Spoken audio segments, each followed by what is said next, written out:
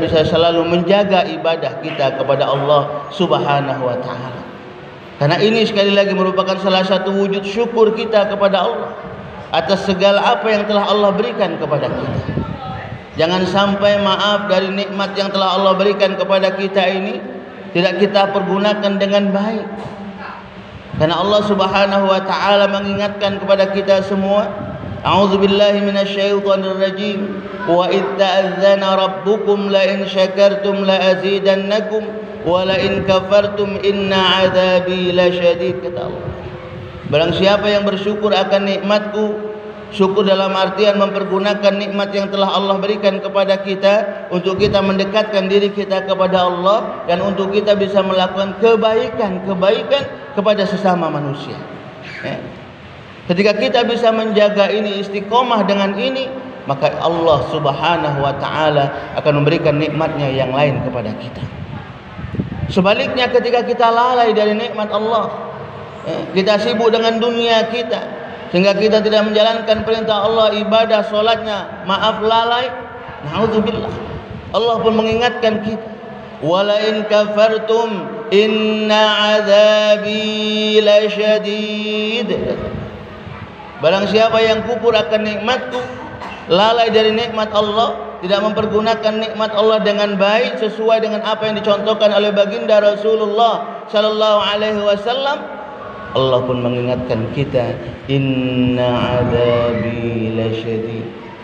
Sesungguhnya azab Allah amat sangat pedih. Nauzubillah. Tentunya kita semua, jamaah kita, masyarakat lingkungan kita tidak menginginkan diri kita ini menjadi orang-orang yang nantinya mendapatkan kesengsaraan dari Allah Subhanahu wa taala.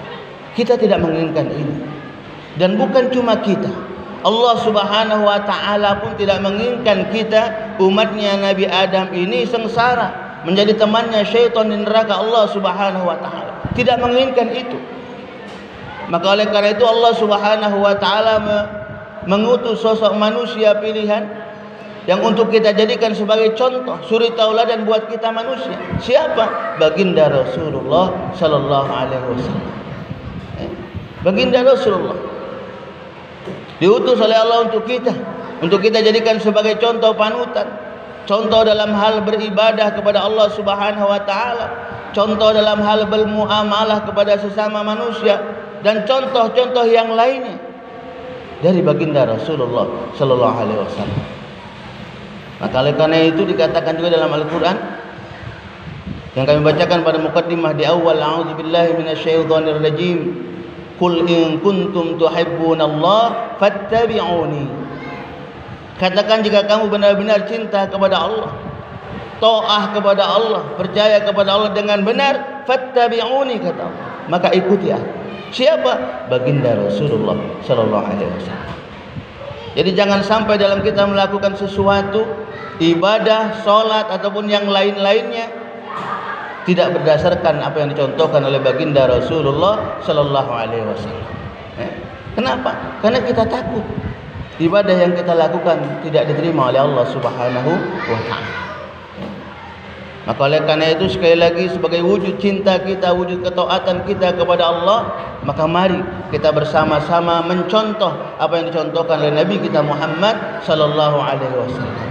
Jangan sampai kita cuma hanya tahu saja, oh baginda Rasul itu, Nabi Muhammad sallallahu alaihi wasallam itu utusan Allah, memerintahkan kepada kita untuk melakukan ini, memerintahkan kepada kita untuk selalu beribadah. Tahu kita, tapi terkadang maaf kitanya masih belum melakukan itu. Kita masih berat untuk melakukan itu. Tidak usah yang berat-berat, dimulai dari keseharian kita saja. Mungkin dari tidur kita, bagaimana tidur kita itu bisa punya nilai ibadah di hadapan Allah Subhanahu wa taala. Baginda Rasulullah mengajarkan akan ini, adab berdoa sebelum tidur. Bangun tidur kita, bagaimana ketika kita bangun dari tidur kita untuk memulai aktivitas kita, kita semua selalu diberikan kesehatan oleh Allah Subhanahu wa taala. Berdoa. Alhamdulillahilladzi ahyana ba'dama amatana wa ilaihin nusyur. Berdoa.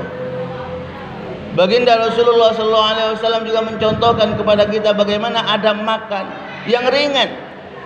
Tapi subhanallah, terkadang yang ringan ini saja kita masih lalai dalam melaksanakannya. Kita terkadang masih sering makan sambil berdiri, yang biasa.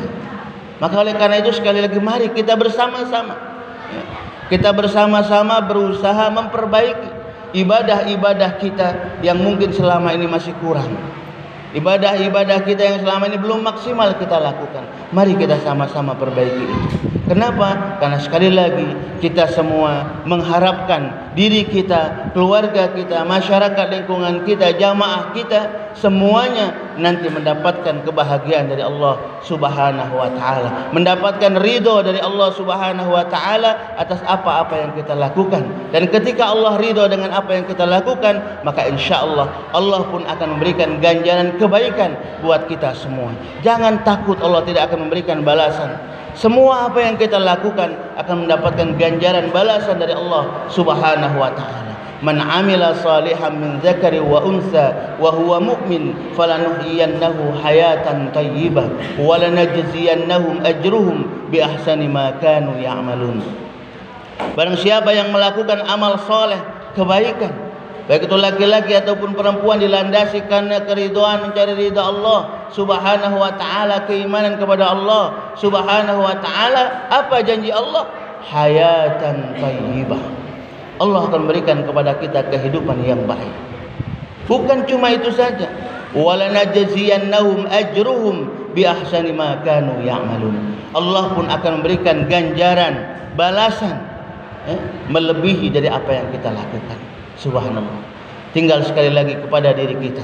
Maka oleh karena itu kita selalu berdoa, berharap kepada Allah Subhanahu wa taala agar kita dan keluarga-keluarga kita selalu diberikan keistiqomahan untuk kita bisa selalu beribadah mencontoh apa yang dilakukan oleh baginda Rasulullah sallallahu alaihi wasallam, insyaallah. Amin ya rabbal